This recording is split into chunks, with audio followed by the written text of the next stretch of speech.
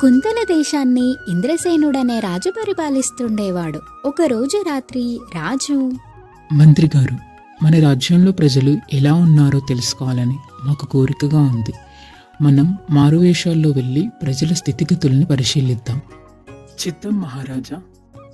అలా వీధులన్నీ తిరుగుతూ ఒక పూరిగుడిసె దగ్గర ఆగారు. వారికి లోపల నుండి ఏవో మాటలు వినిపిస్తున్నాయి. ఆ పూరిగుడిసెలో నివసిస్తున్న రంగయ్య మంగమ్మ అనే భార్యాభర్తలిద్దరూ ఇలా మాట్లాడుకుంటున్నారు. ఏమయ్యా, నాకు మారు కట్టుకోనికి ఒక్క కొత్త చీరైనా లేదు. అస్సలు బయటికి వెళ్ళలేకపోతున్నానయ్యా. అవునే, నాకు కూడా ఎన్నాళ్ళ నుంచో పాయసం తినాలని ఉంది. పాయసం తినాలనే చిన్న కోరిక కూడా తీరట్లేదు.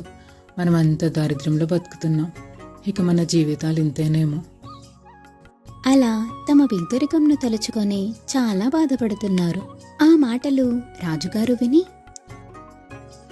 అయ్యో, చీరకు కూడా గతి లేని రోజులేమిటయ్యా మన రాజ్యంలో. పాయసంకు కూడా గతి లేని స్థితిలో మన రాజ్యపు రైతులున్నారా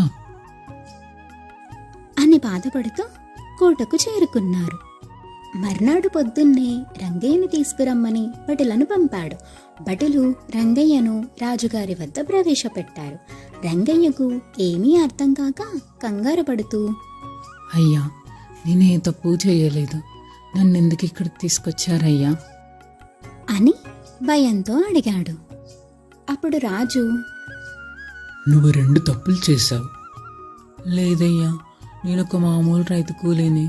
ఉన్న అరిక్రం పొలాన్నే సాగు చేసుకుంటూ కాలం వెళ్ళబుచ్చుతున్నానయ్యా.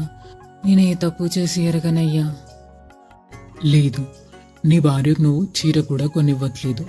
నీకు పాయసం తినాలని ఎప్పటి నుంచో కోరికగా ఉన్నా నువ్వు దాన్ని తీర్చుకోవట్లేదు. ఇవే నువ్వు చేసిన 2 తప్పులు.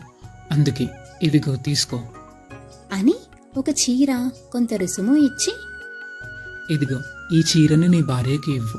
ఈ నాణాలతో నీకు కావలసిన సరుకులు కొని పాయసం చేయించుకొని తిను అని చెప్పాడు.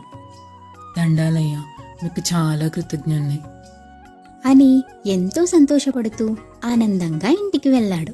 భార్యకు చీరను చూపించి విషయమంతా చెప్పాడు. భార్య ఎంతో సంతోషపడుతూ చీరను కట్టుకుంది. రంగయ్య కూడా పాయసం చేయించుకొని తన కోరికను తీర్చుకున్నాడు. కొంతకాలం గడిచాక రాజు మళ్ళీ మారువేషంలో సంచరించడం మొదలుపెట్టాడు. మంత్రితో, మంత్రి గారు, ఒకసారి మనం ఒక రైతు కూలీకి చీర రుసుము ఇచ్చాం కదా, ఇప్పుడు ఆ రైతు ఎలా ఉన్నాడో చూద్దాం అని రంగయ్య పూరిగుడిసె దగ్గరకు వచ్చారు. మళ్ళీ లోపలి నుండి ఏవో మాటలు వినబడుతున్నాయి. ఏమయ్యా, నాకు కట్టుకోవడానికి మారు చీర లేదయ్యా. నాకు కూడా పాయసం తినాలనుందే అని మళ్ళీ తమ పేదరికం గురించి బాధపడుతున్నారు. మారువేషంలో ఉన్న రాజుకి వారి మాటలు విని చాలా కోపం వచ్చింది. అదేంటి మంత్రి గారు, కొన్ని నెలల క్రితమేగా వీరికి చీరను పాయసంను ఏర్పరిచాం. మళ్ళీ వీరు చీర పాయసం అంటారేంటి? అసలు మనం ఇచ్చిన సొమ్మును ఏం చేసి ఉంటారు? ఇప్పుడు ఇలా మాట్లాడుతున్నారు అని తలుపు కొట్టి లోపలికి వెళ్ళారు. ఏవయ్యా, మీరేదో చీర పాయసం గురించి మాట్లాడుకుంటున్నట్టున్నారు. కొద్ది రోజుల క్రితమేగా మీకు రాజుగారు కొంత రుసుమో చీర ఇచ్చారంట. మీరు కూడా రాజుగారు ఎంతో గొప్పవారని చెప్పారట. ఇప్పుడు ఇలా మాట్లాడుతున్నారేంటి? అవునయ్యా, రాజుగారు మాకు చీర రుసుము ఇచ్చారు. కానీ అవి ఎప్పుడు నిలకడగా ఉండే వస్తువులు కాదు కదయ్యా. మా ఆవిడ ఉన్న ఒక్క మార చీరని కట్టుకొని అది చీకుడు పట్టింది. నేను అప్పుడెప్పుడో తిన్నాను పాయసం. మళ్ళీ మా పరిస్థితి మామూలే కదయ్యా. నువ్వు చెప్పేది కూడా నిజమే. మాకు కావాల్సింది రాజుగారు ఉచితంగా సొమ్మియడం కాదయ్యా. మాకు రోజు పని దొరికే మార్గం బాబు. నిత్యం పనులుంటే మా డబ్బులు మేమే సంపాదించుకొని రోజుకు 4 ముద్దలు వండుకోగలం. రాజుకి మనసు చివుక్కుమంది. రంగయ్య, నీలాంటి వాళ్ళు ఎంతమంది ఉన్నారు ఈ రాజ్యంలో? చాలా మందే ఉన్నారు బాబు. అప్పుడు రాజుకి రాజ్యపు స్థితిగతులు తెలిసొచ్చాయి. మర్నాడే రాజు మంత్రులతో కలిసి చక్కటి ప్రణాళికలు పొందుపరిచారు. మొదటగా చెరువులు తవ్వించారు. చెరువుల తవ్వకానికి కూలీలు ఉపయోగపడ్డారు. అలా ప్రజల జీవనానికి కావలసిన డబ్బులు లభించేవి. కొన్ని భవనాలు, కోటలు, రాజప్రాకారాలు కట్టించారు. వాటికి చాలా మంది కూలీలు అవసరం పడ్డారు. తవ్విన చెరువుల వల్ల చాలా భూమి సాగులోకి వచ్చింది. అలా వ్యవసాయం చేసేవారు పెరిగారు.